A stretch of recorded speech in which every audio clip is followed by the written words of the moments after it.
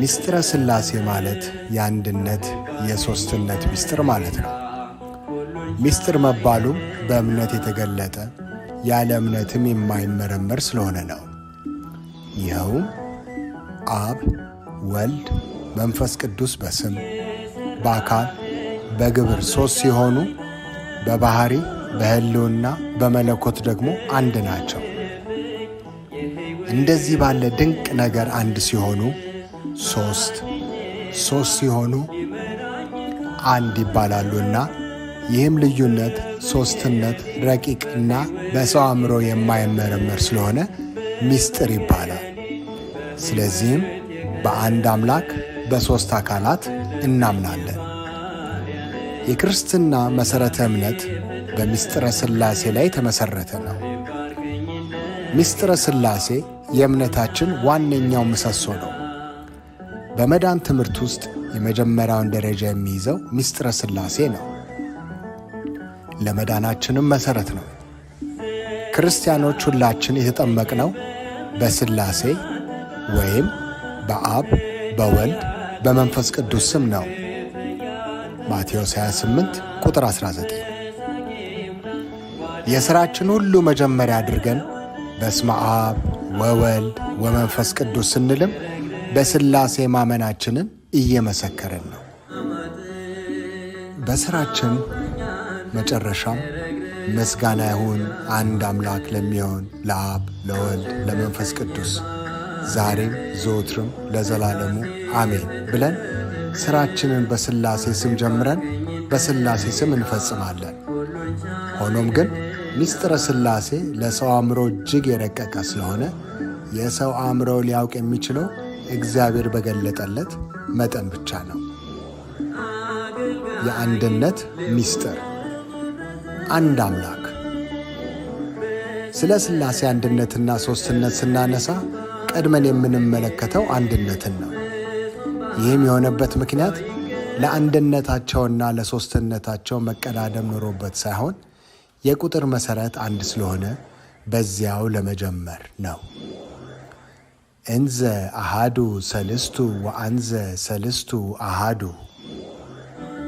ሥላሴ ሦስት ናቸው ስንል እንደ አብርሃም፣ እንደ ይስሐቅ፣ እንደ ያዕቆብ የተነጣጠለና በክብርም ሆነ በዘመን የሚበላለጥ የሚቀዳደም ማለታችን አይደለም። ሦስት ሲሆኑ አንድ ናቸው እንጂ። አንድ ናቸውም ስንል ከሰው ሁሉ ቀዳሚ ሆኖ እንደተፈጠረው እንደ አዳም ሦስትነትን የሚጠቀልል መቀላቀል ማለታችን አይደለም። አንድ ሲሆኑ ሦስት ናቸው እንጂ። ሥላሴ ቅድስ ተብሎ በሴት አንቀጽ መጠራታቸው ወላዲያነ ዓለም ወይንም ዓለምን ያስገኙ መሆናቸውን ለማጠያየቅ ነው። እናት ለልጇ ስለምታዝንና ስለምትራራ ሥላሴም ለፍጥረታቸው ምሕረታቸው ዘላለማዊና ቅድስት ይባላሉ። ባሕሪ ማለት ምንነትን የሚያሳይ ሲሆን የእግዚአብሔር ባሕሪ የሚባሉትም የመለኮትነቱን ባሕርያት ናቸው። አካል የምንለው ደግሞ ማንነትን የሚገልጽ ሲሆን ሦስቱ አካላት የምንላቸው የአምላክን ማንነት የሚገልጹ ናቸው። ባሕሪ ማለት ብሔረ፣ ተንጣለለ፣ ሰፋ፣ ዘረጋ ከሚለው ግስ የወጣ ነው። በነገረ መለኮት ወይንም በቴዎሎጂ ቋንቋ ሲፈታም ባሕሪ ማለት ስርው፣ ነቃ፣ አዋሃጅ ወይንም የሚያዋህድ አስተገባኢ ማለት ነው። ባሕሪ አካል ሥራውን የሚሠራበት መሣሪያ ነው። ባሕሪና አካል እንደ አጽቅና እንደ ሥር አንድ ናቸው፣ አይለያዩ። አንድ ላይ አንዱ ያለ አንዱ መኖር አይችልም። እግዚአብሔር በአንድነቱ የሚታወቅበት ስሞች ፈጣሪ፣ አምላክ፣ ጌታ፣ መለኮት፣ እግዚአብሔር፣ ጸባኦት፣ አዶናይ፣ ኤልሻዳይ የመሳሰሉት ናቸው። ሥላሴ በባሕሪ ረቂቅ ናቸው። ርቀታቸውስ እንዴት ነው ቢሉ ከፍጥረት ሁሉ ነፋስ ይረቃል። ከነፋስ የሰው ነፋስ ትረቃለች። ከነፋስ መላእክት ይረቃሉ፣ ከነፍሳትና ከመላእክት ደግሞ ሕሊናቸው ይረቃል። ይህ የሕሊናቸው ርቀት በሥላሴ ዘንድ እንደ አምባ እንደ ተራራ ነው። በዚህም ርቀታቸው በፍጥረት ሁሉ ምሉዓን ኀድሩዓን ናቸው። ባሕርያቸውም የማይራብ የማይጠማ የማይደክም የማይታመም የማይሞት ሕያው ነው። እግዚአብሔር አንድ መለኮታዊ ባሕሪ ዘላለማዊ የሆነ አምላክ ነው። መለኮት ማለት መለከ ገዛ ከሚለው የግዕዝ ግስ የወጣ ሆኖ ግዛት ማለት ነው። መለኮት ወይም ማለሁት በዕብራይስጥ ቋንቋ መንግሥት ማለት ነው። በግዕዝ ግን ባሕሪ፣ አገዛዝ፣ ሥልጣን ማለት ነው። እንግዲህ አብ፣ ወልድ፣ መንፈስ ቅዱስ በመለኮት ይህም ማለት በግዛት በመንግሥት አንድ ናቸው። አብ አልተፈጠረም፣ ወልድ አልተፈጠረም፣ መንፈስ ቅዱስ አልተፈጠረም። ሦስቱም አካላት ከዚህ ጀምሮ ነበሩ የማይባልላቸው ዘላለማዊ ናቸው። አብ፣ ወልድ፣ መንፈስ ቅዱስ የሚለው የተለያዩ ክፍሎች ስም አይደለም፣ የአንድ አምላክ ስም እንጂ። ሦስቱ አካላት በሕልውና ተገናዝበው ይኖራሉ እንጂ አይከፋፈሉም፣ አይነጣጠሉም። እያንዳንዳቸው አካላት በመለኮታዊ ባሕሪ አንድ ናቸው። ሐዋርያው ይህንን ሲያስረዳ ከአንዱም በቀር ማንም አምላክ እንደሌለ እናውቃለን በማለት ገልጾታል። በአንደኛ ቆሮንቶስ ምዕራፍ 8 ቁጥር 4። በአጠቃላይ ሥላሴ አንድ ሲሆኑ ሦስት ሲሆኑ አንድ ናቸው። አንድነቱ ሦስትነቱን ሳይጠቀልለው፣ ሦስትነቱ አንድነቱን ሳይከፋፍለው በሕልውና ተገናዝበው የሚኖሩ ናቸው። ሥላሴ በአካላት ሦስት ሲሆኑ በባሕሪ በመለኮት አንድ ናቸው። አንድ እግዚአብሔር፣ አንድ አምላክ ናቸው። ይህንን ሲያስረዱ መጻሕፍት እንዲህ ይላሉ። እስራኤል ሆይ ስማ፣ እግዚአብሔር አምላካችን አንድ እግዚአብሔር ነው። ዘጸአት ምዕራፍ 6 ቁጥር 4። እግዚአብሔር አንድ ነው። ኤፌሶን 4 ቁጥር 5። ሦስት ስም አንድ እግዚአብሔር። ሥላሴ በሕልውና አንድ ናቸው።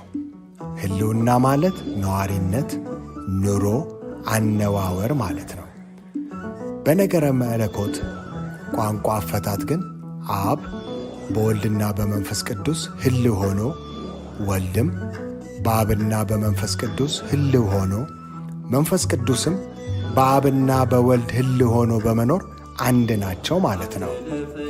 በሌላ አባባልም ሕልውና ሦስትነታቸውን ሳይጠቀልለው፣ ሦስትነትም አንድነታቸውን ሕልውናውን ሳይከፍለው አንዱ ከአንዱ ጋር ተገናዝቦ በአንድነት መኖር ነው። ይህም በኩነት የበለጠ ይብራራል። የኩነት ወይንም የሁኔታ ሦስትነታቸውን በተመለከተ በሕልውና ወይም በአኗኗር እያገናዘቡ በአንድ መለኮት የነበሩ ያሉ የሚኖሩ ናቸው። የሥላሴ ምስጢር ሦስት አካላት። ሥላሴ በግብር ሦስት ናቸው። የአብ ግብሩ መውለድ ማስረጽ ሲሆን የወልድ ግብሩ መወለድ፣ የመንፈስ ቅዱስ ግብሩ መስረጽ ነው። አብ ወላዲ፣ ወልድ ተወላዲ፣ መንፈስ ቅዱስ ሰራጺ ወይም የወጣ የተገኘ ነው። አብ አባት ነው፣ ወልድ ልጅ ነው፣ መንፈስ ቅዱስ ከአብ ብቻ የሰረጸ ነው። ዮሐንስ ወንጌል ምዕራፍ 14 ቁጥር 26። ሦስቱ አካላት አንድ መለኮት ናቸው። ሰለስቱ ስሙ አሃዱ እግዚአብሔር እንዳለ አባ ሕርያቆስ በቅዳሴው። አብ ወልድን የወለደ መንፈስ ቅዱስን የሚያሰርጽ አስገኛቸው ነው። እንዲህ ቢሆንም ግን አይቀድማቸውም፣ አይበልጣቸውምም። መጀመሪያና መጨረሻ የሌለው መጀመሪያና መጨረሻ እርሱ የሆነ ዘላለማዊ ነው። አብ ይወልዳል እንጂ አይወለድም፣ ያሰርጻል እንጂ አይሰርጽም፣ አብም ከእኛ በላይ ያለው አምላክ ተብሎ ይታወቃል። ወልድ የእግዚአብሔር የአብ ልጅ ቃል ተብሎ ይጠራል። ሊቃውንትም የአብ ክንዱ እጁ ይሉታል። ቅድመ ዓለም ከአብ የተወለደ ነው። ተወለደ ሲባልም አብ ቀድሞት የነበረበት ጊዜ አለ ማለት አይደለም። ከእኛ ጋር ያለው አምላክ ይባላል። መወለዱም እንደ ሰው መወለድ ሳይሆን ከብርሃን የተገኘ ብርሃን ነው። መንፈስ ቅዱስም አምላክ ጌታ ነው። ሕይወትን የሚሰጥ አምላክ ነው። ከአብ የሰረጸ ከአብ ከወልድ ጋር በአንድነት የምንሰግድለትና የምናመሰግነው አምላክ ነው። እርሱም በነቢያት አድሮ የተናገረ ነው። መንፈስ ቅዱስ እስትንፋስ ይባላል። ሊቃውንት አባቶችም የአብ ምክሩ ብለውታል። መንፈስ ቅዱስ የሚሰርጸውም ከአብ ብቻ ነው። የሚሰርጸውም ከዚህ ጊዜ ጀምሮ ነው አይባልለትም። ከአብ ቢሰርጽም አብ ከእርሱ ቀድሞ የነበረበት ጊዜ የለም። መንፈስ ቅዱስ በውስጣችን ያለው አምላክ ይባላል። የአካል ሦስትነታቸውም ለአብ ፍጹም አካል፣ ፍጹም መልክ፣ ፍጹም ገጽ አለው። ለወልድም ፍጹም አካል፣ ፍጹም መልክ፣ ፍጹም ገጽ አለው።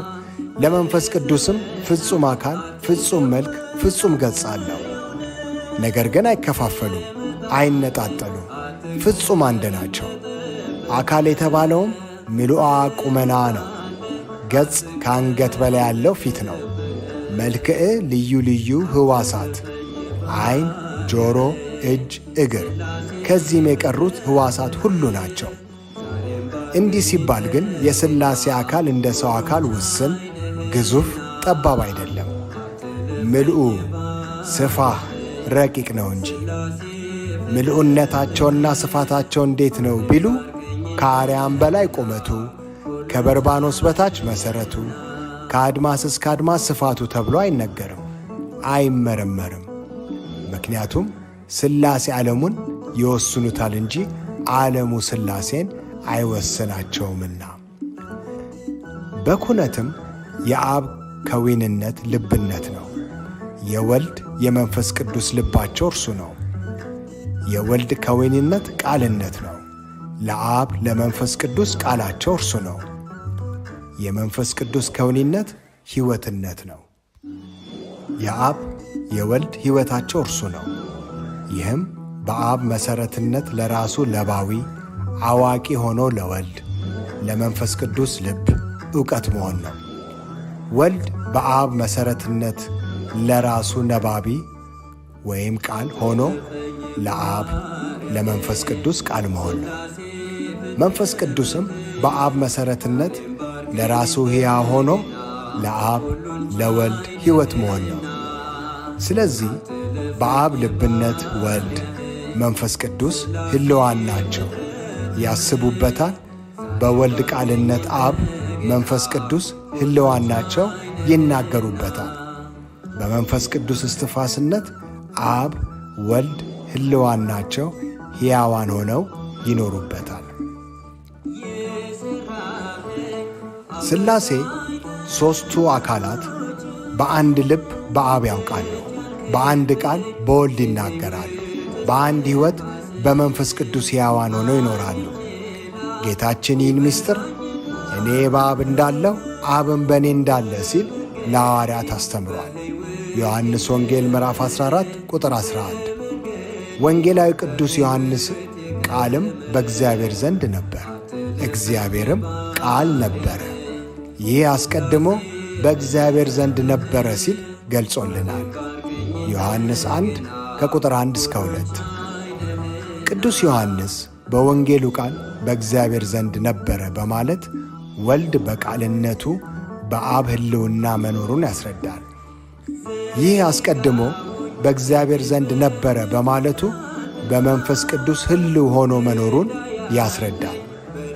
ዮሐንስ ከሦስቱ አካላት አንዱ ወልድ ቃልን በቃልነት በአብና በመንፈስ ቅዱስ አለ በማለቱ ሁለቱን አብ በልብነት በወልድ በመንፈስ ቅዱስ እንዳለ፣ መንፈስ ቅዱስ በሕይወትነት በአብና በወልድ እንዳለ ይታወቃል። እግዚአብሔር በሦስትነቱ የሚታወቅባቸው ስሞች ደግሞ አብ፣ ወልድ፣ መንፈስ ቅዱስ ናቸው። እግዚአብሔር በግብር ሦስትነቱ የሚታወቀው አብ ወላዲ አስራጺ በመባል፣ ወልድ ተወላዲ በመባል፣ መንፈስ ቅዱስ ሰራጺ በመባል ነው። የእግዚአብሔርን አንድነት የምናምነው በፈጣሪነት፣ በአምላክነት፣ በአገዛዝ፣ በፈቃድ፣ በሥልጣን እነዚህም በመሳሰሉት የመለኮት ባሕርያት ነው። ሦስትነቱን የምናምነው ደግሞ በስም፣ በግብር፣ በአካል ነው። ታላቁ ሐዋርያ ብርሃነ ዓለም ቅዱስ ጳውሎስ በሮሜ 10 ቁጥር 17 ላይ እምነት ከመስማት ነው፣ መስማትም ከእግዚአብሔር ቃል ነው ብሎ እንደተናገረው ከላይ የተጠቀሱትን መጠነኛ ማስረጃዎች በሙሉ ለመገንዘብ እንዲቻል የእግዚአብሔር እስትንፋስ የሆኑትን የቅዱሳት መጻሕፍት ማስረጃዎችን መመልከት ያስፈልጋል። ሥላሴ የሚለው ስም እንዲያው የመጣ አይደለም። እግዚአብሔር በአንድነቱና በሦስትነቱ የሚጠራበት የከበረና ከስም ሁሉ በላይ የሆነ ስም ነው። እኛ ግን በሥላሴ ዘንድ በማዕረግ ማነስና መብለጥ የለም፣ በመለኮት አንድ ወገን ናቸው እንላለን። አባ ጊዮርጊስ ዘጋስጫ ተግሣጽ ዘሰባልዮስ። ስብሃት ለአብ ወወልድ ወመንፈስ ቅዱስ አሜን። አትለፈኝ ባሪያህ ሥላሴ ፍጥረትህ ዛሬም ባርከኝ እንደገና ሁሉን ቻይ ነህና